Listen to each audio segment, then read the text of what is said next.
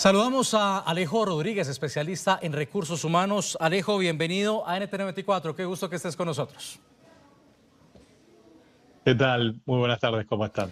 Mira, la jornada laboral en Argentina también atraviesa cambios significativos tras la reciente aprobación de la Ley de Modernización Laboral que permite pactar jornadas de hasta 12 horas diarias mediante acuerdos o convenios colectivos en donde los trabajadores podrán hacer hasta 3 horas extras el día. Argentina, además, hay que decirlo, mantiene el tope máximo de 48 horas semanales trabajadas. Sin embargo, la reforma laboral limita, además, el derecho a la huelga y reduce indemnizaciones en el caso de que el empleado sea despedido. Pero me interesa, ya que dimos este contexto de Argentina donde te encuentras, conversar sobre el experimento en Alemania.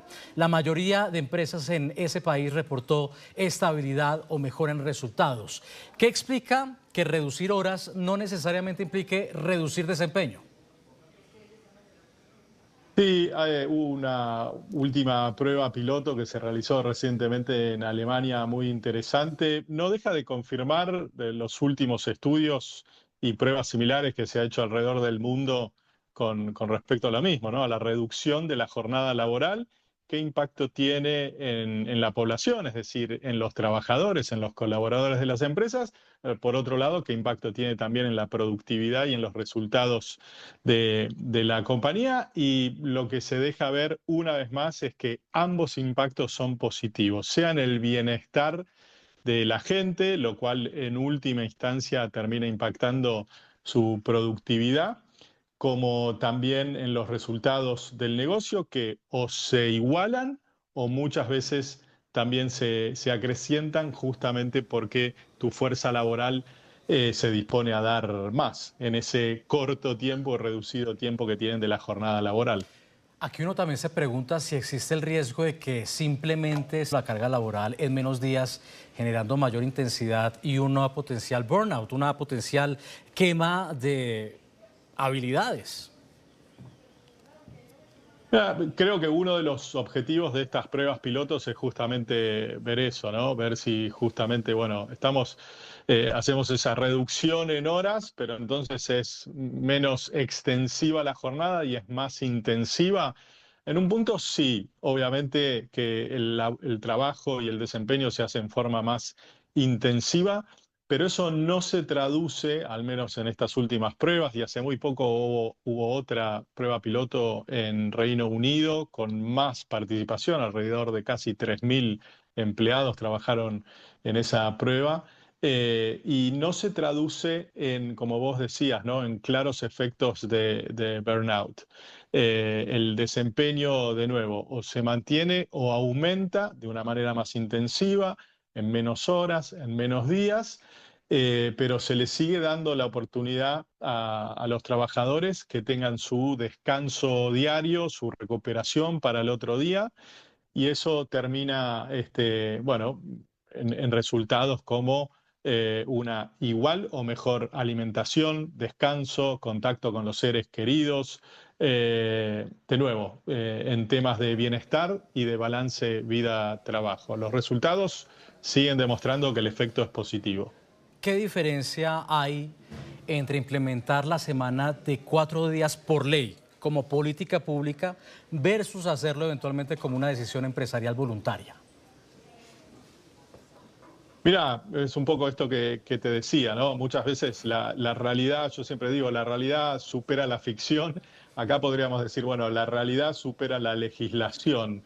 Y es la legislación y los gobiernos, o en realidad los estados y el estado legislativo, el que luego se debe modificar para estructurar de alguna forma en alguna ley y establecer ciertos límites a acciones en el mundo laboral. Eh, yo creo que si las empresas lo comienzan a hacer y se empieza a contagiar, y se empiezan a ver los resultados, de vuelta, resultados en términos de productividad y de rentabilidad de los negocios. El resultado secundario va a ser el bienestar de la gente. La dinámica y el criterio organizacional de que primero son las personas quienes prosperan, y eso luego eh, termina haciendo que el negocio crezca, esa dinámica, ese criterio, ese pensamiento no está en el empresarial, al menos en el empresariado, al menos no en la región de Latinoamérica. Entonces yo creo que primero debería ser un efecto de contagio entre pequeñas y medianas empresas, que sabemos es casi el 80% de las industrias y del mercado en nuestra región, y luego ir contagiándose entre sí y potencialmente generar una legislación que, como te decía, establezca los límites, los derechos, las responsabilidades y demás. Para eso se necesita mucho tiempo y mucho coraje, se necesita mucho liderazgo de parte de los empresarios Sí. en nuestra región. A ver, todo esto suena muy bonito, por supuesto. ¿A quién no le gustaría? Pero aterricemos lo mejor a nuestras realidades. En América Latina, donde la productividad por hora es menor que en Europa, ¿este modelo sería viable como vimos quizá en Alemania? ¿Se necesitarían acaso reformas estructurales? ¿Cómo lo ves? Es viable. Ahora, lo sabemos muy bien, ¿no? La realidad del mercado laboral en Europa no es comparable con la región de Latinoamérica. Podemos ir haciendo un análisis país por país, pero yo te diría, en nuestros países, yo creo que es menester trabajar bien antes que trabajar menos. Trabajar bien me refiero a trabajar en la formalidad, en tener y que los empresarios y las pequeñas, medianas, grandes empresas cumplan con los derechos de los trabajadores, tener un buen lugar para trabajar, donde pueda conectar, donde me pueda sentir conectado con mi propósito, donde pueda desarrollarme, donde pueda aprender. Es decir, tener un lugar, un ámbito laboral en el que yo sienta que realmente estoy prosperando en la vida. Entonces, todo ese camino de generar esos lugares para trabajar y para prosperar en Latinoamérica, yo creo que es el primer camino mandatorio antes de analizar si tenemos que trabajar menos tiempo. Trabajar mejor primero y de manera más ordenada, más estructurada, más formal, más bajo la ley, ¿sí? Si querés, más bajo las legislaciones locales, y luego potencialmente entender si a ese momento de estar trabajando en un ambiente de bienestar y de prosperidad, bueno, reducimos la jornada laboral. Me parece que el camino que Latinoamérica necesita para llegar a lo que hoy Europa está haciendo, Europa y otras regiones, Estados Unidos, Japón también hace un par de años, están haciendo, llamémoslo el primer mundo. El camino de Latinoamérica todavía requiere mucho más recorrido. Hay sectores que por su modelo sea inviable la semana laboral de 4 días, la salud, por ejemplo, o en otros quizá habría que pensar en más contrataciones y por ende más costos, o las pequeñas y medianas empresas podrían solventarlo. La diversidad de casos haría complejo una ley como tal que aplique para todos. Sí, eso es obviamente, ¿no? Este famoso, bueno, el beneficio para todos y la imposibilidad como es el término en inglés, ¿no? One shot for all, es decir, una solución para todos. Eso obviamente en la complejidad que tiene el mercado laboral de cualquier país, eso no existe por la cantidad de industrias, de negocios, de tipo de empresas, de tipo de profesiones, etcétera, etcétera. Entonces, obviamente que es un análisis que se hace, sea la reducción de la jornada laboral, como cualquier otro estudio que vos podés hacer, que tiene que ser adaptado, sea al negocio, a la industria o a los distintos puestos de trabajo de esa industria. Hay algunas que serán posible hacerlos y en otras no, pero yo no le escapo, digamos, no por eso, no porque no sea para todos y de la misma forma, es un análisis que hay que dejar hacer, porque en definitiva, ningún beneficio que hoy se otorga en las empresas, o si querés ponerlo en estos términos, la gran mayoría, gran mayoría de los beneficios que se otorgan en las empresas no son para todos. Cada uno va determinado para los distintos o niveles jerárquicos o puestos de trabajo, ¿no? Es así como funcionan, sean los beneficios o los incentivos o las condiciones laborales en el mundo laboral. ¿Influye la cultura laboral también de cada país? Por ejemplo, sociedades con fuerte ética presencialista frente a culturas más orientadas a resultados, o como en nuestra región, economías con altos niveles de informalidad. Sí, totalmente. Primero, bueno, obviamente este tema de la informalidad, en donde vos, por ejemplo, en algunos países, y cito el caso más cercano mío, el de Argentina, que ronda entre el 50 y el 60% la informalidad del mercado laboral, lo cual es una barbaridad y es una problemática a resolver. Pero después, como bien vos decís, los distintos países de Latinoamérica, que si bien culturas similares, hay marcadas diferencias, sea en los estilos de trabajo o en esa cultura de trabajo.